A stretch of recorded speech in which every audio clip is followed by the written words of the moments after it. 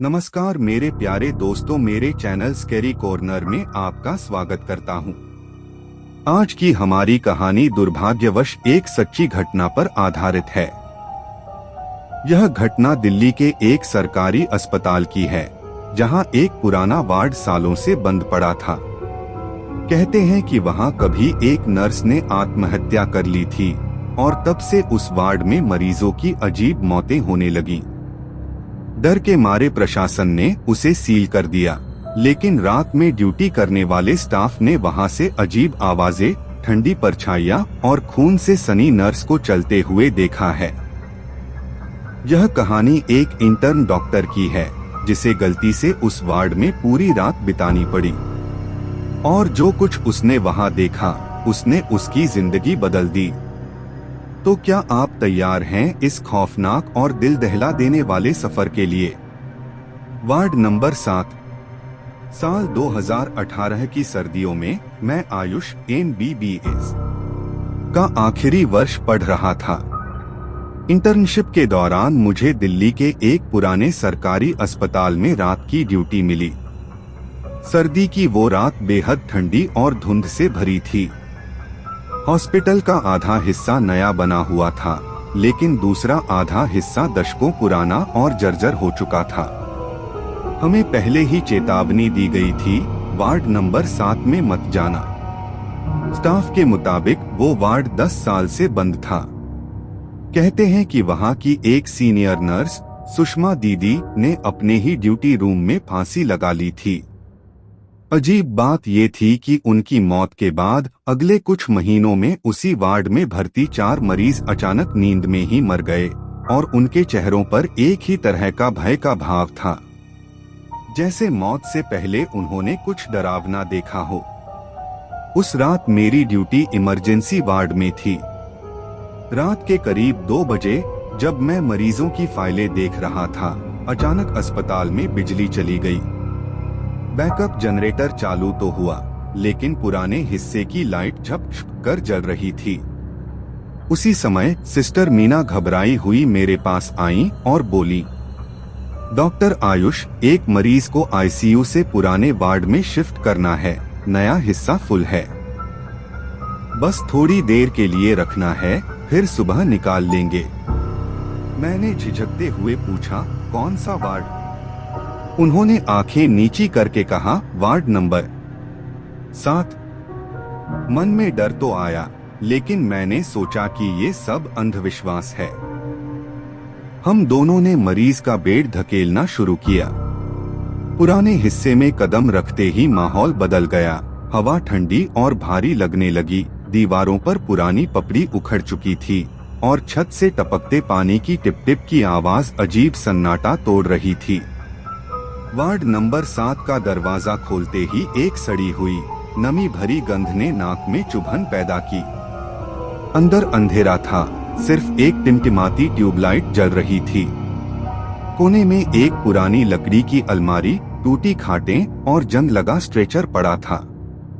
हमने मरीज को बीच में रखा और मैं बाहर जाने ही वाला था कि मेरी नजर कमरे की पिछली खिड़की पर पड़ी। वहां कांच धुंधला था, लेकिन धुंधलेपन के पीछे किसी का साया हिल रहा था। मीना दीदी, आपने देखा? उन्होंने बिना पीछे देखे जल्दी से दरवाजा बंद कर दिया और बुदबुदाई, बस जल्दी बाहर चलो।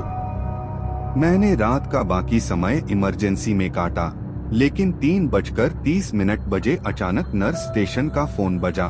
कॉल वार्ड नंबर 7 से आ रहा था। वार्ड नंबर 7, जहां कोई फोन भी नहीं था। फोन की घंटी लगातार बज रही थी, जैसे कोई बेसब्री से इंतजार कर रहा हो। मैंने रिसीवर उठाया। हेलो, कौन? कुछ पल सन्नाटा रहा, फिर एक बेहद धीमी पर ठंडी आवाज आई, डॉक्टर, मरीज मर गया है। लेकिन उसकी आंखें बंद नहीं हो रही। मेरी रूह कांप गई। मैंने पूछा, आप कौन बोल रहे हैं? आवाज फिर आई, इस बार और पास से, सुषमा नर्स। मेरा गला सूख गया। सुषमा नर्स की आत्महत्या को 10 साल हो चुके थे। मैंने फोन पटक दिया और मीना दीदी को ढूंढा, लेकिन वो कहीं नहीं थी। तभी वार्ड बॉय रमेश हड़बड़ाते हुए मेरे पास आया। डॉक्टर साहब, वार्ड नंबर 7 का दरवाजा खुला है। अंदर से अजीब आवाजें आ रही हैं। मैंने टॉर्च उठाई और रमेश के साथ वहां पहुंचा। दरवाजा आधा खुला था, हवा के साथ धीरे धीरे ची की आवाज कर रहा था।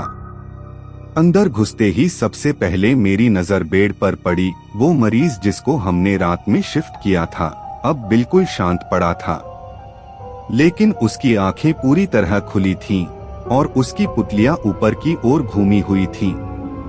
कमरे में अजीब ठंडक थी। दीवार के कोने से अचानक टक टक की आवाज आई, जैसे कोई उंगली से दीवार खटखटा रहा हो। मैंने टॉर्च घुमाई और वहीं ठिठक गया। दीवार के पास सफेद नर्स यूनिफॉर्म में एक औरत खड़ी थी। चेहरा आधा बालों से ढका हुआ और गर्दन तिरछी जैसे टूटी हो। उसके होठों से हल्की सी मुस्कान थी, लेकिन आंखें वो बिल्कुल काली थीं। रमेश चीख कर भागा, लेकिन मेरे पैर जैसे जमीन में धंस गए। वो औरत धीरे धीरे मेरी तरफ बढ़ने लगी। जैसे ही वो करीब आई, मुझे उसके गले में बंधा पुराना नर्स का आई कार्ड दिखा। Sushma Devi, senior nurse. अचानक मरीज के खुले मुंह से भारी मर्दाना आवाज निकली, डॉक्टर, यहां से भागो। मैंने टॉर्च गिराई और दरवाजे की ओर भागा, लेकिन वो औरत अचानक मेरे सामने आ गई। उसका चेहरा इतना पास था कि मैं उसकी सड़ी हुई सांस महसूस कर सकता था। उसने बेहद धीमे स्वर में कहा, अब एक और मरीज चाहिए। उसकी काली आंखों में देखते ही मेरा दिमाग सुन्न पड़ गया। कमरे की टिमटिमाती लाइट बंद हो गई और चारों ओर घुप अंधेरा छा गया। सिर्फ मेरी सांसों और दिल की तेज धड़कन की आवाज सुनाई दे रही थी। अचानक मुझे लगा जैसे किसी ने मेरी कलाई कसकर पकड़ ली हो। ठंड इतनी थी कि पकड़ वाली जगह सुन्न पड़ गई। मैं जोर से झटका देकर पीछे हटा, लेकिन तभी उस औरत या कहूँ सुषमा नर्स ने एक लंबी अस्वाभाविक चीख मारी। उस चीख में इंसान की आवाज नहीं, बल्कि किसी और ही दुनिया का दर्द और गुस्सा था। कमरे की अलमारी का दरवाजा अपने आप खुल गया और अंदर से धूल से सने पुराने मेडिकल फाइल्स और एक टूटा हुआ स्ट्रेचर बाहर गिरा। उसी स्ट्रेचर पर खून से सना एक पुराना नर्स का एप्रन पड़ा था। उस पर भी नाम लिखा था, सुषमा देवी। मुझे एहसास हुआ कि वो सिर्फ मुझे डराने नहीं आई थी। वो चाहती थी कि मैं उसी वार्ड में उसी मौत का शिकार बनूं जैसे बाकी हुए थे। मैं पूरी ताकत से दरवाजे की तरफ भागा, लेकिन जैसे ही मैंने दरवाजा खोला, बाहर का गलियारा बदल चुका था। वो सीधा आईसीयू की तरफ नहीं, बल्कि फिर से वार्ड नंबर 7 के अंदर ले जा रहा था। ये कैसे मुमकिन है? मैंने बुदबुदाया। सुषमा नर्स फिर मेरे सामने थी, लेकिन इस बार उसके पीछे 4 और आकृतियां खड़ी थीं, पीले पड़े चेहरे, सूजी हुई आंखें और गले पर गहरे लाल निशान। ये वही मरीज थे जो सालों पहले यहाँ मरे थे। सारे कमरे में ठंडी हवा का एक झोंका चला और लाइट वापस आ गई। मैं फर्श पर बेहोश पड़ा था और मीना दीदी मुझे हिला रही थीं।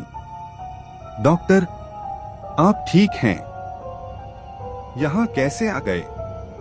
ये वार्ड तो सालों से सील है। मैंने कांपते हुए कहा, मरीज? वो मरीज कहाँ है? उन्होंने हैरानी से देखा, कौन मरीज? आज तो यहाँ कोई भी शिफ्ट नहीं हुआ था।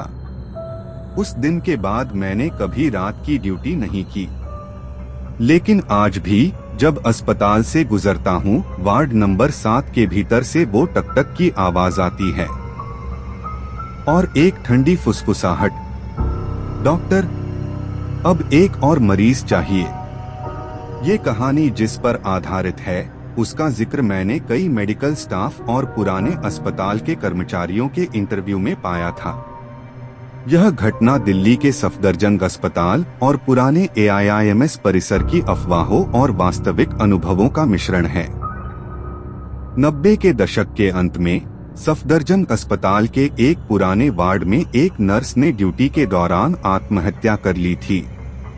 उस वार्ड में उसके बाद कुछ महीनों तक लगातार कई मरीज अजीब परिस्थितियों में मरे बिना किसी मेडिकल वजह के, और उनके चेहरों पर डर का भाव था।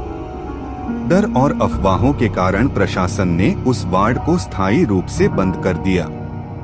आज भी रात की ड्यूटी करने वाले कुछ स्टाफ का दावा है कि उन्होंने उस वार्ड में सफेद यूनिफॉर्म वाली नर्स को देखा है, जो खामोशी से गलियारों में घूमती है या बंद दरवाजे के पीछे से आवाज लगाती है। हालांकि आधिकारिक तौर पर अस्पताल प्रशासन इन बातों को अफवाह मानता है, लेकिन कई पुराने डॉक्टर और नर्सें निजी तौर पर मानते हैं कि वहां कुछ तो है जो आज भी बेचैन है। जिन लोगों ने भी ये कहानी आखिर तक सुनी है, उन सभी का मैं तहे दिल से शुक्रिया अदा करता हूँ, और खास तौर पर मैं कुमारी स्वाति पाल जी का धन्यवाद करना चाहूँगा, जिन्होंने मेरी पिछली कहानी पर अपनी मूल्यवान प्रतिक्रिया दी थी। बहुत बहुत शुक्रिया आपका। मिलते हैं अगली कहानी पर। God bless you.